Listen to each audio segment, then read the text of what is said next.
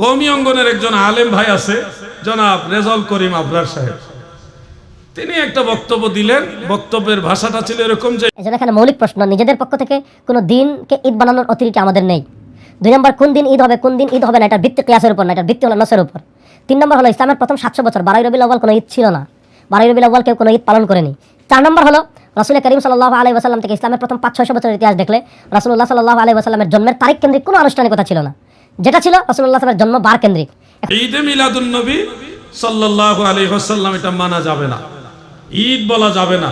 কারণ মুসান্নাফু আব্দুর রাজ্জাকের মধ্যে এসেছে রাসূল পাক সাল্লাল্লাহু আলাইহি ওয়াসাল্লাম বলেছেন, লা তাত্তাখিজু শাহরান ঈদা ওয়ালা তাত্তাখিজু ইয়াওমান ঈদা, তোমরা কোনো মাসকে ঈদ বানাবে না এবং কোনো দিনকেও ঈদ বানাবে না। এই হাদিস দিয়ে তিনি বললেন, যেহেতু নবীজি বলছে কোনো দিনকে ঈদ বানানো যাবে না, সেহেতু আমরা ঈদে মিলাদুন নবী বানাইতে পারবো না। একটা যুক্তি দিয়েছেন। দ্বিতীয় যুক্তিটা ছিল এরকম, ইমাম ইবনে রজব হাম্বলি রাহমাতুল্লাহ আলাইহির লাতাইফুল মাআরিফের মধ্যে একটা ইবারত আছে।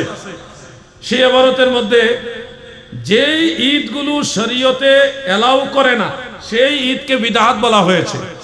ঢালাওভাবে ইবনে রজব হাম্বলি সব ঈদকে মানে ঈদে মিলাদুন নবীকে বিদআত বলেননি। তিনিই বলেছে যে ঈদগুলো শরীয়ত এলাও করে না, আল্লাহ এবং আল্লাহ রসুলের পক্ষ থেকে এলাউড না, গ্রহণযোগ্য না, সমর্থিত না, ওগুলি বিদআত। তিনি সেখানে বলেছেন যে ইল্লা মা জাআতিশ শরীআতি বিইত্তিখাযিহি ঈদা, ওই ধরনের ঈদগুলোকে বিদআতের অন্তর্ভুক্ত করা হবে না যেই ঈদগুলি আল্লাহ তাআলার পক্ষ থেকে কোনো রসুলের পাকের পক্ষ থেকে কোনো না কোনোভাবে সমর্থিত হয়ে এসেছে। এই যে এবারতটা দিয়ে আমাদের রেজাউল করিম আবরার সাহেব তিনি দাবি করেছে ঈদে মিলাদুন নবী মানা যাবে না। এই দুইটা পয়েন্ট পরে আরেকটা আছে, আমি আপনাদের সহজ করে দিচ্ছি। এখানে হয়তো ওনার এই মতের সমর্থক আছে বা থাকতে পারে। এই দুইটা কথার পিছনে ওনার ধোঁকাবাজির আশ্রয় নেওয়া হয়েছে, আশ্রয় নিয়েছে উনি। 1 নম্বরে যে হাদিস শরীফ উনি বলেছে ওটা সহিহ হাদিস না, ওটা হলো মুরসাল হাদিস। হযরত আব্দুর রাজ্জাক সানাআনী হযরতে মামার থেকে বর্ণনা করেছেন, মামার আব্দুল্লাহ ইবনে তাউস থেকে বর্ণনা করেছেন, তিনি হযরতে তাউস রাহমাতুল্লাহ আলাইহি থেকে বর্ণনা করেছেন, তিনি আল্লাহ রাসূল থেকে। হযরতে তাউস কিন্তু সাহাবী না, উনি জীবনে কোনোদিন আল্লাহর নবীকে দেখেই নাই।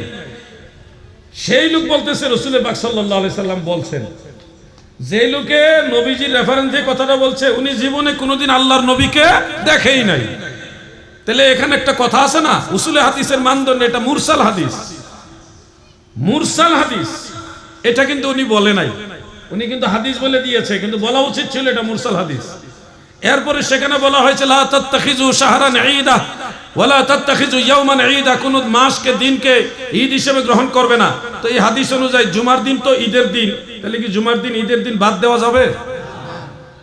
ইয়াউমে আরাফা ঈদের দিন, আইয়ামে তাশরিকের দিনগুলি ঈদের দিন, তাহলে এই দিনগুলি তো সহিহ হাদিস থেকে প্রমাণিত। মুসান্নাফে আব্দুর রাজ্জাকের হাদিসের মধ্যে তো বলা হয়নি যে এই ঈদগুলি বাদে অন্য কোনো দিনকে ঈদ বানায়ো না, ওরকম তো বলেনি। মুতলাকান বলেছে লা তাত্তাখিজু ইয়াউমা ঈদান, তোমরা কোনো দিনকে ঈদ বানায়ো না, তাহলে তো মুতলাকান বলেছে। এমন তো বলেনি যে আইয়ামে তাশরিক, ইয়াউমুল জুমআ, ইয়াউমে আরাফা এগুলি বাদে অন্য কোনো দিন ঈদ বানাই, এরকম কিন্তু বলেনি। আসল ঘটনাটা হলো আরবের কিছু ইয়াহুদি ছিল, আহলে কিতাব ছিল এবং কিছু মুসলমানও ছিল।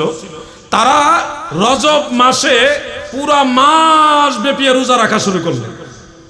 আল্লাহর রাসূল এবং সাহাবায়ে কেরাম এটা পছন্দ করলেন না, পুরা মাস রোজা রাখার এই বিষয়টা পছন্দ করলেন না। এই জন্য বলা হয়েছে লা তাত্তাখিজু শাহরান ঈদা, তোমরা কোনো মাসকে ঈদ বানাইবা না, মানে পুরা মাস রোজা রাখবা না।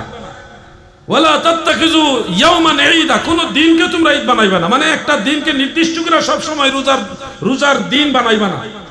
হাদিসটা হলো রজব মাসের হাদিস, কিন্তু আমার ভাই আবরার, সে আমার ছোট ভাই, সে কি করলো ওই রজব মাসের হাদিস নিয়ে লাগাইলো মিলাদুন নবীর মাসে। দলিল কোন জায়গা লাগাইছে, কোন জায়গা? চাচার কবর কই, চাচি কান্দে কোন? ইমাম আব্দুর রাজ্জাক সানাআনী রাহমাতুল্লাহ আলাইহি হাদিসটা আনছে রজব মাসের অধ্যায়ের মধ্যে, রবিউল আউয়াল মাসের অধ্যায়ের মধ্যে না। এই হলো এগুলি ধোঁকা। এরপরে ইবনে রজব হাম্বলি রাহমাতুল্লাহ আলাইহি তিনি লাতাইফুল মাআরিফ সেই কিতাবের মধ্যে যা বলেছে তা তো আমি বললাম, উনি ঢালাওভাবে সব ঈদকে অস্বীকার করেননি। তিনি বলছে ইল্লা মা জাআতি শরিয়াতে বিইত্তিখাযিহি ঈদান, যেই ঈদগুলিকে গ্রহণ করার ব্যাপারে শরীয়তে দলিল বা কোনো অনুমতি সমর্থন রয়েছে এগুলি বাদে অন্য দিনকে ঈদ বানানো এগুলি হলো বিদআত। তো ইবনে রজব হাম্বলি দামেশকি রহমাতুল্লাহ আলাই তিনার আরেকটা কিতাব আছে, এটা আমার ওই রেজাউল করিম আবরার ভাই পড়ে নাই। সে আমার বয়সে অনেক ছোট, তারপরে আমি ভাই বলতেছি আদর করে। আমি আমার ছোট ভাইদেরকে অনেক সময় আদর করে ভাই বলি। তিনি ইমাম ইবনে রজব হাম্বলি রহমাতুল্লাহ আলাইহির আরেকটা কিতাব, সেটার নাম ফাতহুল বারি শরহে বুখারী। এই একই নামে ইমাম ইবনে হাজার আসকালানিরও একটা কিতাব আছে।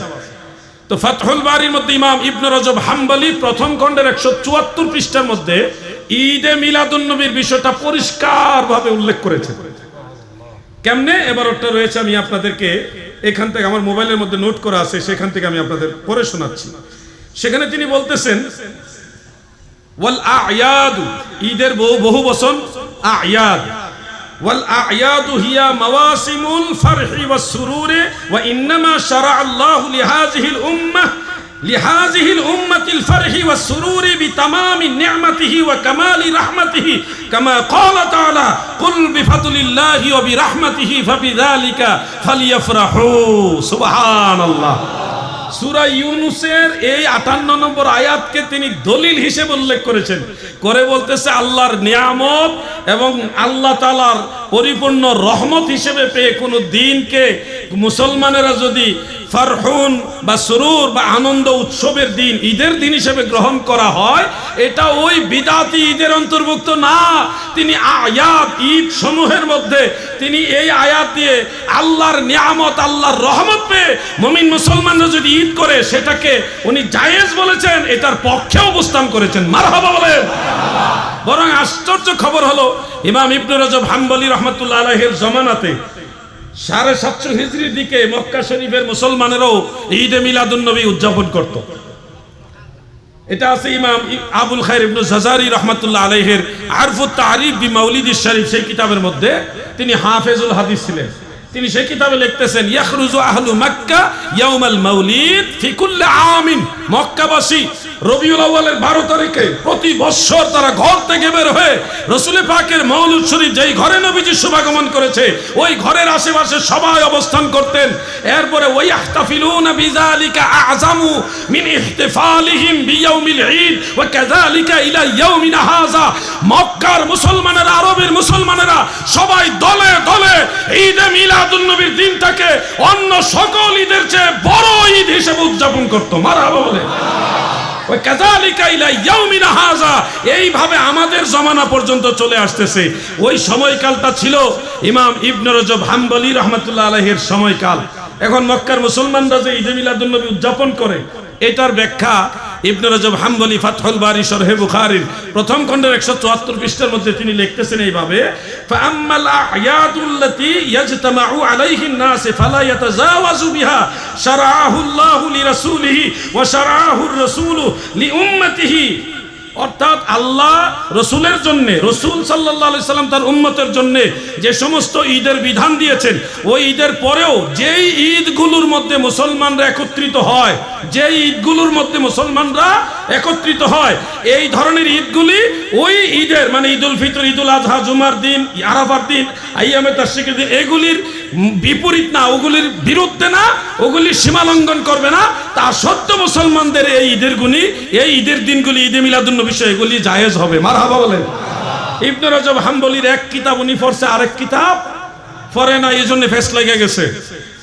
আপনি যদি বলেন সাহাবারা ঈদে মিলাদুন নবী পালন করে নাই, আমরা কেন করব? আমরা কি সাহাবীদের চেয়ে বেশি বুঝিনি? ইমামরা কইলেই হবে, ইমামরা কি সাহাবীদের চেয়ে বেশি বুঝিনি? এই কথাটা বেয়াদবি, এইভাবে বলা যাবে না।